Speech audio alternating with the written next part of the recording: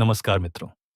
मैं हूं आपका अपना दोस्त डीजे डैनी और दिल से स्वागत करता हूं आप सभी का हमारे चैनल डीजे डैनी पर, जहां होती हैं बातें कुछ खास। आज हम आपके लिए लाए हैं भागवत गीता की ऑडियो बुक का 8वां अध्याय, जिसका नाम है अक्षर ब्रह्म योग, सरल और भावपूर्ण हिंदी भाषा में।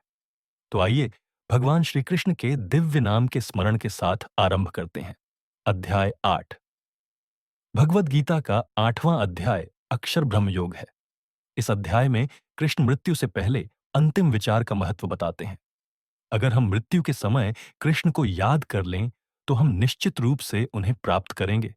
इसलिए हर समय प्रभु के बारे में जागरूकता रखना, उनके बारे में सोचना और हर समय उनके नामों का जप करना बहुत महत्वपूर्ण है।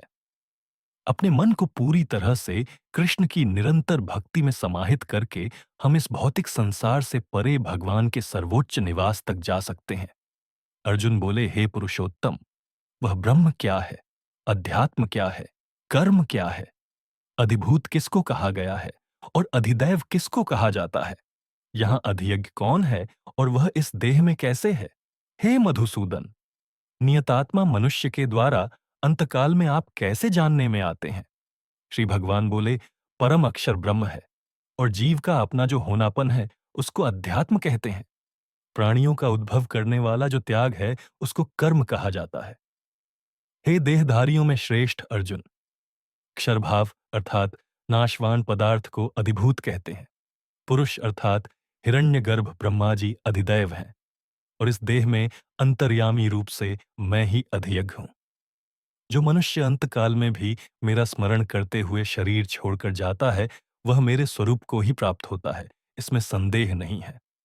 हे कुंती पुत्र अर्जुन, मनुष्य अंतकाल में जिस जिस भी भाव का स्मरण करते हुए शरीर छोड़ता है, वह उस भाव से सदा भावित होता हुआ उस्सूस को ही प्राप्त होता है, अर्थात उस्सूस योनि में ही चला जाता है। इसलिए तू सब समय में मेरा स्मरण कर और युद्ध भी कर। मेरे में मन और बुद्धि अर्पित करने वाला तू निःसंदेह मेरे को ही प्राप्त होगा। हे पृथानंदन, अभ्यास योग से युक्त और अन्य का चिंतन न करने वाले चित्त से परम दिव्य पुरुष का चिंतन करता हुआ उसी को प्राप्त हो जाता है। जो सर्वज्ञ, पुराण, शासन करने वाला, सूक्ष्म से सूक्ष्म, सबका धारण पोषण करने वाला, अज्ञान से अत्यंत परे, सूर्य की तरह प्रकाश स्वरूप ऐसे अचिंत्य स्वरूप का चिंतन करता है। भक्तियुक्त मनुष्य अंत समय में अचल मन से और योग बल के द्वारा भ्रिकुटी के मध्य में प्राणों को अच्छी तरह से प्रविष्ट करके उस परम दिव्य पुरुष को ही प्राप्त होता है। वेदवेत्ता लोग जिसको अक्षर कहते हैं, वीतराग यति जिसको प्राप्त करते हैं और साधक जिसकी प्राप्ति की इच्छा करते हुए ब्रह्मचर्य का पालन करते हैं, वह पद मैं तेरे लिए संक्षेप से कहूंगा। संपूर्ण द्वारों को रोककर मन का हृदय में निरोध करके और अपने प्राणों को मस्तक में स्थापित करके योग धारणा में सम्यक प्रकार से स्थित हुआ, जो ऊ इस एक अक्षर ब्रह्म का उच्चारण और मेरा स्मरण करता हुआ शरीर को छोड़कर जाता है, वह परम गति को प्राप्त होता है। हे पृथानंदन, अनन्य चित्त वाला जो मनुष्य मेरा नित्य निरंतर स्मरण करता है, उस नित्य युक्त योगी के लिए मैं सुलभ हूं, अर्थात उसको सुलभता से प्राप्त हो जाता हूं। महात्मा लोग मुझे प्राप्त करके दुखालय और अशाश्वत पुनर्जन्म को प्राप्त नहीं होते, क्योंकि वे परम सिद्धि को प्राप्त हो गए हैं, अर्थात उनको परम प्रेम की प्राप्ति हो गई है। हे अर्जुन, ब्रह्मलोक तक सभी लोक पुनरावर्ती है, परंतु हे कौन्तेय, मुझे प्राप्त होने पर पुनर्जन्म नहीं होता। जो मनुष्य ब्रह्मा के 1000 चतुर्युगी वाले एक दिन को और सहस्त्र चतुर्युगी पर्यंत एक रात को जानते हैं, वे मनुष्य ब्रह्मा के दिन और रात को जानने वाले हैं। ब्रह्मा जी के दिन के आरंभ काल में अव्यक्त से संपूर्ण प्राणी पैदा होते हैं और ब्रह्मा जी की रात के आरंभ काल में उसी अव्यक्त में संपूर्ण प्राणी लीन हो जाते हैं। हे पार्थ, वही यह प्राणी समुदाय उत्पन्न हो होकर प्रकृति के परवश हुआ। ब्रह्मा के दिन के समय उत्पन्न होता है और ब्रह्मा की रात्रि के समय लीन होता है, परंतु उस अव्यक्त से अन्य अनादि सर्वश्रेष्ठ भाव रूप जो अव्यक्त है, उसका संपूर्ण प्राणियों के नष्ट होने पर भी नाश नहीं होता। उसी को अव्यक्त और अक्षर कहा गया है और उसी को परम गति कहा गया है तथा जिसको प्राप्त होने पर जीव फिर लौट कर नहीं आते, वह मेरा परम धाम है। हे पृथानंदन अर्जुन, संपूर्ण प्राणी जिसके अंतर्गत हैं और जिससे यह संपूर्ण संसार व्याप्त है, वह परम पुरुष परमात्मा तो अनन्य भक्ति से प्राप्त होने योग्य है।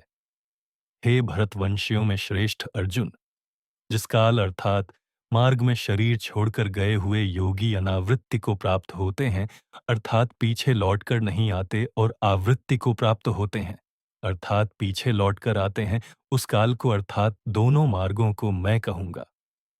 जिस मार्ग में प्रकाश स्वरूप अग्नि का अधिपति देवता, दिन का अधिपति देवता, शुक्ल पक्ष का अधिपति देवता और 6 महीनों वाले उत्तरायण का अधिपति देवता है, शरीर छोड़कर उस मार्ग से गए हुए ब्रह्मवेत्ता पुरुष ब्रह्म को प्राप्त हो जाते हैं। जिस मार्ग में धूम का अधिपति देवता, रात्रि का अधिपति देवता, कृष्ण पक्ष का अधिपति देवता और 6 महीनों वाले दक्षिणायण का अधिपति देवता है, शरीर छोड़कर उस मार्ग से गया हुआ योगी चंद्रमा की ज्योति को प्राप्त होकर लौट आता है, अर्थात जन्म मरण को प्राप्त होता है। क्योंकि शुक्ल और कृष्ण ये दोनों गतियां अनादिकाल से जगत के साथ संबंध रखने वाली मानी गई हैं। इनमें से एक गति में जाने वाले को लौटना नहीं पड़ता और दूसरी गति में जाने वाले को लौटना पड़ता है। हे पृथानंदन, इन दोनों मार्गों को जानने वाला कोई भी योगी मोहित नहीं होता। अतः हे अर्जुन, तू सब समय में योग युक्त हो जा।